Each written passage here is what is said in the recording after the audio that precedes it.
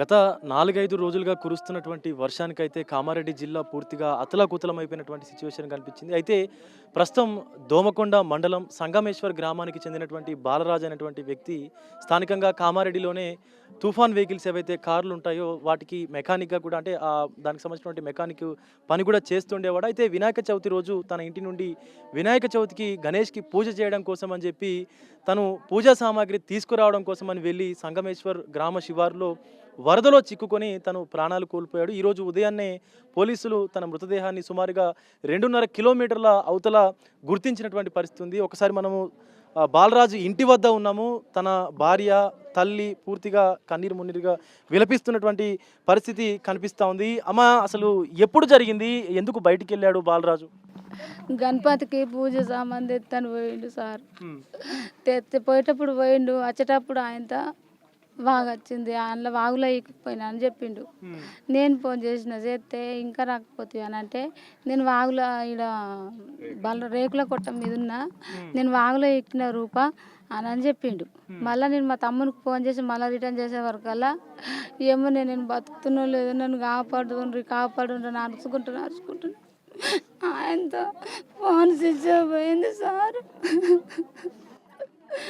ఆ టైంలో ఎవరైనా అధికారులకు ఫోన్ చేశారా మీరు? మేము చేసినాము, ఆయన చేసిండు కానీ ఎవరు చేసిన సాయం అందకుంటున్నది. అట్లా వరద వచ్చింది, ఆయన కూడా చేసిన అన్నాడు. నేను మళ్ళీ ఫోన్ చేస్తే నేను కూడా చేసినమ్మా, నేను మళ్ళీ ఆయన నమ్మకం మళ్ళీ నేను కూడా చేస్తే మేమేం చేయలేకపోతున్నామమ్మ, వరద బాగా వస్తుంది, డ్రోన్లతో చూసి అయినది ఏడున్నదో చెప్తామమ్మా అన్నాడు.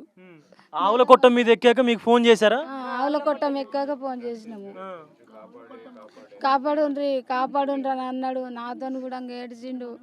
రూపాయి ఇక నేను పోతున్నా, ఇక నా పిల్లలు రూపా ఏమో నేను నాకు డౌట్ అనిపిస్తుంది, పెద్ద పెద్ద చెట్లు కొట్టుకొస్తున్నాయి, నీళ్ళు వస్తున్నాయి అని అనుకుంటాను అన్నాడు సార్. ఆయనతో ఫోన్ స్విచ్ ఆఫ్ అయింది. ఇక ఎంతమంది పిల్లలు, ఎంతమంది అమ్మా మీకు? నాకు 2 కొడుకులు.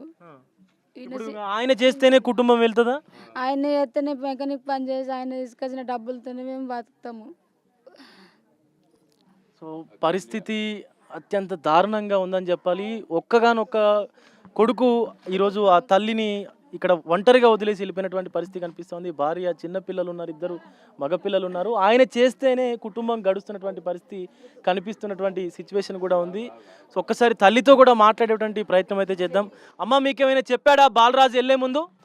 నాకేం చెప్పలేదు బిడ్డ, నాకేం చెప్పలేదు. పోయింది కూడా నాకు తెలియదు, బాగా ఇంకేం తెలియదు.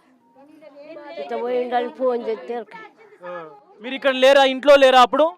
నేను నా బాగలేక నేను బిడ్డ దగ్గరకు పోయినా, బాగా పానం బాగలేక నా బిడ్డ దగ్గర ఉన్నా, ఇప్పుడే వచ్చిన. ఈ ముచ్చట ఎరుకైతేనే పొద్దుగల లేచి వచ్చి తోలుకొని ఆడికెళ్ళి వాగులు అడ్డం వస్తున్నాయని, వాగులు అడ్డం వచ్చినాయి, అవి వచ్చినాయి. మళ్ళీ బండాసులపల్లికి వెళ్ళి ఇట్లా ఆటోలు మాట్లాడుకొని తోలుకొని వచ్చిర్రు. అలా బిడ్డ తోలుకొని వచ్చింది. ఇప్పుడు ఇలా కొడుకు ఇంకా రాలేడు, ఆటో చిక్కపోయిండు. ఇప్పుడు కొడుకు గురించి చూసుడుంది ఎదురు చూపు. ఈ బొక్కల కన్నా ఎదురు చూపు ఆ కన్న కొడుకుతోనన్నా కర్మ చేయించుకున్నందుకన్నా నోసుకున్నాడేమో దానికన్నా, పైసా కన్నా నోసుకోకుండా కానీ ఈ కర్మ చేసేదానికన్నా నోసుకున్నాడు. ఏమవుతాడు బాలరాజు? మీకు ఏమవుతాడు? నాకు బాబాయ్ అవుతాడు. తమ్ముళ్ళు చిన్న ఉన్నారు, ప్రభుత్వం ఆదుకోవాలి వీళ్ళని. ఇల్లు బాగా ఇబ్బందులు ఉంటారు. నీళ్ళు వచ్చినాయి సార్, మా ఇంట్లోకి నీళ్ళన్నీ ఎత్తిపోసుకున్నాము ఇద్దరము. వరద రోడ్డు నీళ్ళకు మొత్తం ఇల్లంతా నానింది. నీళ్ళన్నీ ఎత్తిపోసుకొని పూజ సామాన్ తెత్తని పోయిండు. ఆ ఇల్లు కూడా బాగలేదు మాది, ఎప్పుడు లేదు పరిస్థితి అట్లా ఉన్నది. మా ఇల్లు యూత్ మొత్తం పచ్చిపాదిన నీళ్ళన్నీ ఎత్తిపోసుకున్నాం. జర గవర్నమెంట్ మాకు సాయం చేస్తే పుణ్యం ఉంటుండే గంతే నా పిల్లలకు నాకు. సో అత్యంత దీన పరిస్థితి అని చెప్పాలి. ఈవెన్ వరద నీళ్ళు కూడా ఇంట్లోకి వచ్చినటువంటి పరిస్థితి కనిపిస్తుంది. బాలరాజు మృతదేహం అక్కడ ట్రాక్టర్లో తీసుకొచ్చారు. దహన కార్యక్రమాలు చేయడానికి కూడా వారి వద్ద డబ్బులు లేక ఊర్లో వాళ్ళందరూ కూడా తలా ఇంత సహాయం చేస్తున్నటువంటి పరిస్థితి కనిపిస్తూ ఉంది. ఖచ్చితంగా ప్రభుత్వం వారిని ఆదుకోవాలి, వారి కుటుంబాన్ని ఖచ్చితంగా ఆదుకోవాల్సినటువంటి సిచ్యువేషన్ అయితే కనిపిస్తూ ఉంది. ప్రజలందరూ కూడా సో బాలరాజు ఎంతో అందరితో కూడా కలివిడిగా ఉండేవాడు అంటూ కూడా మాట్లాడుతున్నటువంటి పరిస్థితి ఉంది. స్థానికులు ఉన్నారు. ఎలా ఉండేవాడండి బాలరాజు మీతో? అందరితోని చాలా మంచిగా మాట్లాడేవాడు. ఆయన పని ఏందో ఆయన చేసుకుంటాడు, ఎవరితోని గొడవలు లేవు, ఏం లేదు. ఆయన కష్టపడి తీసుకొచ్చిన డబ్బులతో ఆమె కూడా చేసుకుంటుండే. ఇక ఇప్పుడు ఏకైక దిక్కు ఆయననే. ఈ ఉన్న ఇల్లు కూడా లేదు, జాగా భూమి కూడా ఏం లేదు పెద్దగా. అది పరిస్థితి, జాగా అసలు లేదు. తల్లికి కొంచెం ఉంది కానీ పిల్లలకి ఏమీ లేదు ఆయనకు. అన్న ఏమవుతాడు బాలరాజు, ఏమవుతాడు, ఎలా ఉండేవాడు మీ అందరితోటి? ఫ్రెండ్లీగానే ఉండేవాడు అందరితోని. అతను మంచిగా డ్యూటీ చేసుకుంటుండే, ఆరామ్ ఉంటుండే, ఎవరికి డిస్టర్బ్ ఏమి చేయకపోతుండే. కానీ అతని పని అతను చేసుకుంటుండే, ఎవరికి ఏమి ఇబ్బందులు లేవు. అతనితో మంచిగా ఉంటాడు, అందరితో కలిసిమెట్టి కలిసి అంతే. కానీ అతని జాగ భూమి ఏం లేదు కాబట్టి ప్రభుత్వం ఆదుకోవాలని కోరుకుంటున్నాను. సో కేవలం ఇల్లు మాత్రమే ఉంది, అది కూడా ఇద్దరు చిన్నపిల్లలు ఉన్నటువంటి పరిస్థితి కనిపిస్తూ ఉంది. సో అందరూ అక్కడ మొత్తం బంధువులు కావచ్చు, ఇతర గ్రామస్తులు కావచ్చు, కేవలం వాళ్ళు సహాయం చేస్తేనే ఇప్పుడు ఆయన దహన సంస్కారాలు చేసేటువంటి పరిస్థితి ఏర్పడింది.